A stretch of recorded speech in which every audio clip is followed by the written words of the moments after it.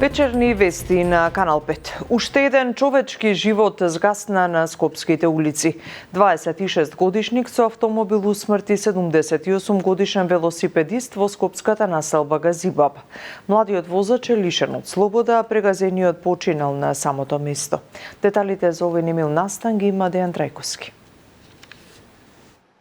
Улиците во Скопје продолжуваат да земаат жртви. Овој пат настрада 77 годишен велосипедист кој синоќа околу полноќ бил прегазен од страна на 26 годишен скопјанец под железничкиот мост на булевар Киро Глигоров и починал на самото место. Возачот кој бил веднаш приведен не бил под дејство на алкохол, но за дополнителни анализи земени му си примероци од крв кои треба да покажат дали возачот на Мицубишито кој бил веднаш приведен во полициската станица во Кисела Вода бил под дејство на некои други супстанции. Патничко возило Mitsubishi Outlander со скопски регистарски ознаки, управувано од КВ 26 години од Скопје, удрило во велосипед, управуван од БК 78 години од Скопје.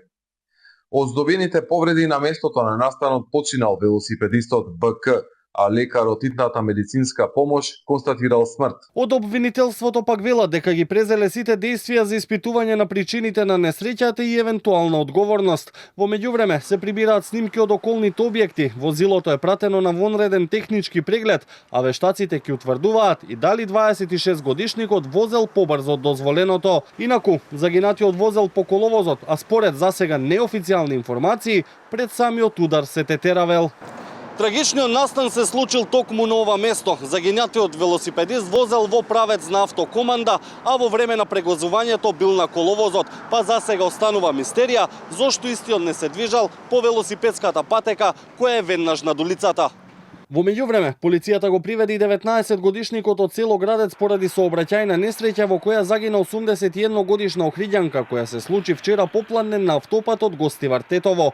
Со тешки повреди се здобили уште двајца нејзини сопатници кои биле хоспитализирани на ургентниот центар во Гостивар. Ново судење за убиствата на Вања Ѓорчевска и на Панче Жежовски во кривичниот суд.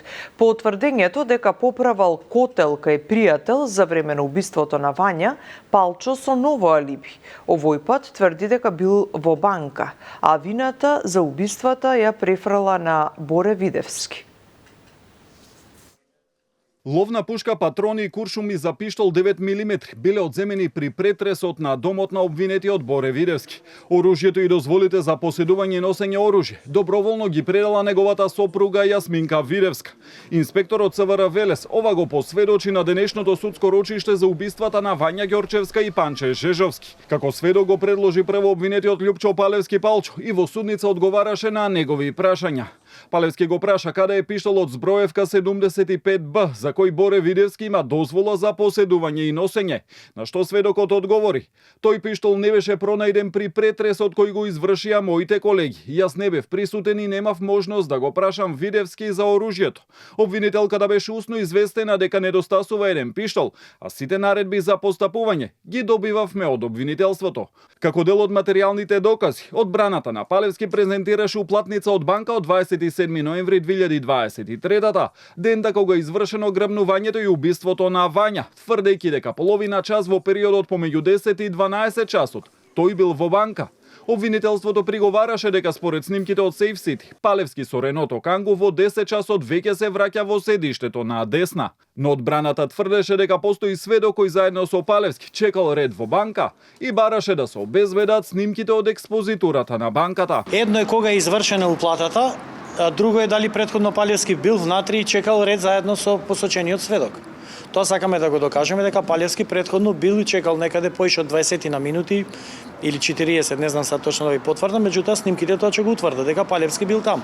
И како што кажав, не може на две места да биде во исто време. Судот досега не можеше да го лоцира човекот со кој Палевски тврди дека чекал ред во банка за да го повика како сведок, иако е предложен уште претходно, но го прифати барањето да се обезбедат снимките од безбедносните камери во банката. Се истражуваат причините за несреќата откако падна дрво врз 10-годишно дете во парк во општина Карпош. Состојбата му е стабилна, но се здобило со скршеници, внатрешни повреди и со потрес на мозокот. Граѓаните загрижени и револтирани што никој не превзема ништо за дотрејните дрвја кои ги има насекаде низ Скопје. Обвинителството ќе испитува кои биле причините за несреќата, во која 10-годишно дете се здоби со тешки телесни повреди, откако врз него падна голема гранка од дрво во парк во скопската општина Карпош. Увид на местото извршил јавен обвинител во координација со екипи на МВР.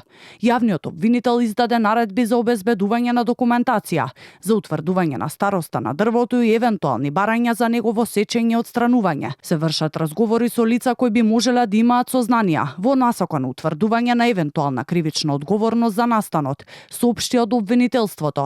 Од клиниката за детска хирургија информираат дека детето се уште се наоѓа на интензивна нега, но е во стабилна состојба, откако по падот се здобило со повеќе повреди на внатрешните органи, искршеница на подколеницата, а дотрените дрва се проблем низ целиот град, алармираат загрижени граѓани.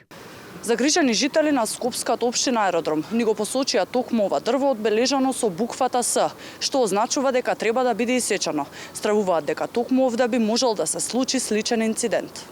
Пред камерата на Канал 5 дел од жителите на Аеродром сведочат како гранките кои паѓаат низ парковите, а често и на паркираните возила, особено при дождливо и ветровито време, се честа слика. Велат честопати за овој проблеми самите ги контактирале надлежните служби, но и натаму обележани дрва не биле сечени и со години. Јас за овие дрва сум интервенирала кога ида да ги сечат гранките. И викам, ова е опасно, како кога имаше ветрошти, имаше паднато и гранки, имаше и на коли паднато позади. Еве, ние стари луѓе тешко се движиме, имаме потреба да сме малку посигурни и ние сме несигурни. Ја ќе да их сам лично посечам ако треба, ама да то урадиме, они ќе одма да ме казне, да ме одеру са казном. Тоа е срамота што се ради. Значи, жао ми е што се то десило. За тоа дете, можда и мој унук е мога да биде. Инаку откако вчера градоначалникот на општина Карпош Стефчо Акимовски побара одговорност за несреќниот случај и реагираше дека станувало збор за дотраено обележано дрво, кое навремено требало да биде исечено од надлежното јавно предпријатие Паркови и зеленило. Оттаму демантираа дека станувало збор за обележано дрво и од градот Скопје велат дека општината била надлежна да поднесе барање за негово сечење или кастрење, доколку сметале дека има таква потреба, но тие тоа не го сториле. Меѓународната заедница е разочарана од реториката на ДУИ за мешање во правосудниот систем. Изјави премиерот Христијан Мицкоски по заканите од Мала Речица за законот за јазиците и другите етнички теми. За евентуалниот бојкот од ДУИ на локалните избори, порача дека секој има право на избор како ќе делува. На новинарско прашање истакна и дека не се сретнал со Груевски за време на престојот во Будимпешта, но дека тоа го правеле луѓе од СДСМ, зашто тврди дека поседувал и докази. Утрово разговарав со министерот за надворешни работи и надворешна трговија, господин Тимчо Муцунски, кој што разговараше со сите, би рекол, со голем дел од, ајде не со сите, со голем дел од представниците на меѓународната заедница во државата, но и надвор од државата. Ова кај нив предизвикало многу негативни емоции и големо разочарување, а сега нешто лично. Порака до Демократската унија за интеграција, човекот кој што преговараше и го распродаваше мојот македонски идентитет и мојот македонски јазик, има најмал кредибилитет да зборува, затоа што тој ако мене не ме почитува, не го почитува ни својот мајчин албански. 2 месеца по фотографирањето со убиената мечка, Сашо Дранго повеќе не е заменик директор на Македонија ПАТ. На негово место е назначен Александар Шуковски. Од владата тврде дека причината за тоа не е случајот со убиената мечка, туку дека смената доаѓа поради истекување на неговиот мандат. Јорданчо Цветановски со повеќе детали за ова. Александар Шуковски е нов ВД заменик директор на Македонија ПАТ на местото на Сашо Дранго, кој на почетокот на годинава го привлече вниманието на јавноста околу случајот што го обелодени Анима Мунди, кога со пушка позираше на фотографија со усмртена мечка. Шуковски се заблагодари на довербата, која според него е голема обврска и одговорност. Вели дека напорно ќе работи за да ја оправда новата улога која ја има. Од владата за Канал 5 потврдија дека Дранго не е веќе заменик директор на Македонија ПАТ поради истек на мандатот. Инаку случајот со Сашо Дранго предизвика низа реакции во јавноста, најмногу кај активистите за заштита на животните. Тој тогаш за Канал 5 тврдеше дека фотографијата со мечката настанала откако бил повикан за, како што кажа, да го отстрани удреното животно од автомобил на патот Битола Ресен. За случајот со Дранго предмет оформи и битолското обвинителство. Од основното јавно обвинителство Скопје соопшти дека се уште се постапува по овој предмет. Извршен е распит на пријавеното лице во тек е вештачење на неговиот мобилен телефон.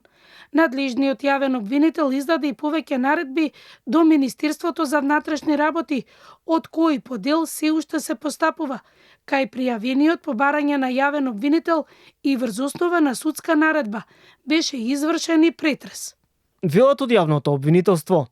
Од Сдруженијето Анима Мунди претходно побараа Дранго да одговара кривично, затоа што според член 11 од Законот за дивеч и ловство, мечката е класифицирана како дивеч под заштита, што значи дека незиното ловење, прогонување или вознемирување е строго забрането. Дополнително член 14 од истиот закон предвидува дека ловењето на мечка е трајно забрането без исклучоци. Ги гледавте вестите, имајте убава вечер.